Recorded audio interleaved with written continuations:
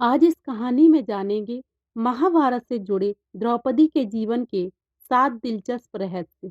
द्रौपदी महाभारत का वह किरदार है जिसके बिना महाभारत की कल्पना भी नहीं की जा सकती है। महाभारत का युद्ध भले ही पांडवों ने जीता था, लेकिन युद्ध को जीतने की प्रेरणा द्रौपदी ने दी थी।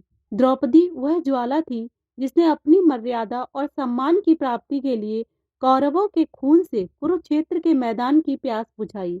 द्रौपदी महाभारत युद्ध के बाद भारतवर्ष की महारानी बनी, लेकिन द्रौपदी का जीवन और अंत ऐसे रास्तों से गुजरता है जिन्हें जानकर हर कोई हैरान रह जाता है। द्रौपदी के 7 रहस्य इस प्रकार हैं। नंबर 1, शरीर त्यागने से पहले द्रौपदी ने भीम से क्या कहा था? द्रौपदी के बारे में भविष्य पुराण में कहा गया है कि वह पूर्व जन्म में एक विधवा ब्राह्मणी थी, जबकि कुछ कथाओं में उन्हें इंद्राणी और लक्ष्मी स्वरूप भी बताया गया है। अंतिम समय में पांचों पांडव और द्रौपदी जब स्वर्ग जा रहे थे, तब पैर फिसल जाने से द्रौपदी खाई में गिरने लगी, लेकिन भीम ने हाथ पकड़ लिया। भीम द्रौपदी को बचा नहीं पाए, लेकिन शरीर त्यागती हुई द्रौपदी ने भीम से कहा कि अगर फिर जन्म मिले तो मैं फिर तुम्हारी पत्नी बनना चाहूंगी। नंबर 2, द्रौपदी ने रखी थी यह शर्त। जब द्रौपदी के सामने 5 पांडवों से विवाह करने का सुझाव रखा गया, तो द्रौपदी ने विवाह के लिए एक अनोखी शर्त रखी थी। द्रौपदी ने सीधे तौर पर कह दिया कि वह इस विवाह के लिए तैयार तो है, लेकिन वह अपने गृहस्थ जीवन का रहस्य किसी और महिला के साथ साझा नहीं करेगी। पांडवों ने उनकी यह शर्त मानकर विवाह किया। नंबर 3, कुत्ते को दिया यह श्राप। विवाह के बाद सभी पांडवों में यह आपसी सहमति बनी थी कि एक समय में द्रौपदी के साथ एक ही पांडव समय गुजार सकता है। जब कोई पांडव द्रौपदी के साथ होता था, तो संकेत के तौर पर कक्ष के बाहर अपनी चरण पादुका रख देता था। लेकिन एक दिन जब युधिष्ठिर द्रौपदी के साथ कक्ष में थे, तब एक कुत्ता युधिष्ठिर का जूता उठाकर ले गया। इतने में अर्जुन किसी कारण उस कक्ष में आ गए। सजा के तौर पर अर्जुन को वन में जाना पड़ा। द्रौपदी ने कुत्ते को श्राप दिया कि तुम खुले में संबंध बनाओगे और दुनिया तुम्हें देखेगी। नंबर 4, द्रौपदी को प्राप्त था ऐसा वरदान। धार्मिक कथाओं में द्रौपदी को दिव्य कन्या बताया गया है।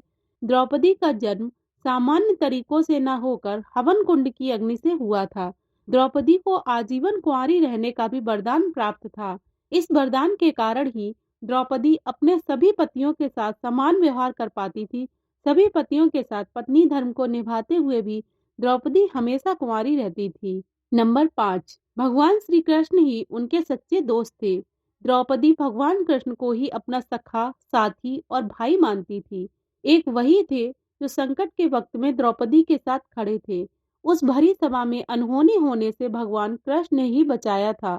जब दुर्योधन का भाई द्रौपदी को निर्वस्त्र करने का प्रयास कर रहा था, तो भगवान कृष्ण ही थे जिन्होंने द्रौपदी की रक्षा की थी। नंबर 6, द्रौपदी का निर्भीक और शक्तिशाली व्यक्तित्व। अपने जीवन में द्रौपदी ने ना ही किसी से कभी हार मानी और ना ही वह कभी किसी से डरी। भरी सभा में जब द्रौपदी को निर्वस्त्र करने का दुस्साहस किया गया, तो उन्होंने चुपचाप बैठे हुए भीष्म पितामह, द्रोणाचार्य, कृपाचार्य जैसे महान योद्धाओं को फटकार लगाई कि आप जैसे योद्धाओं के बीच एक नारी का अपमान हो रहा है और आप लोग तमाशा देख रहे हो।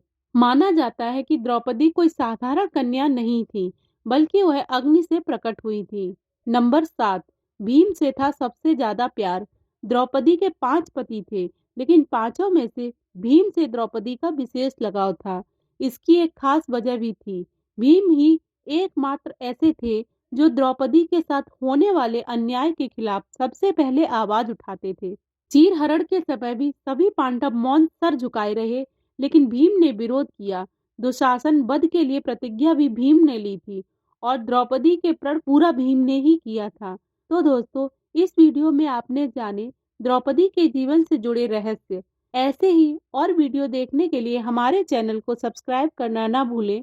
वीडियो अगर पसंद आया हो तो वीडियो को लाइक और शेयर करें और कमेंट करके बताइए कि यह वीडियो आपको कैसी लगी। धन्यवाद।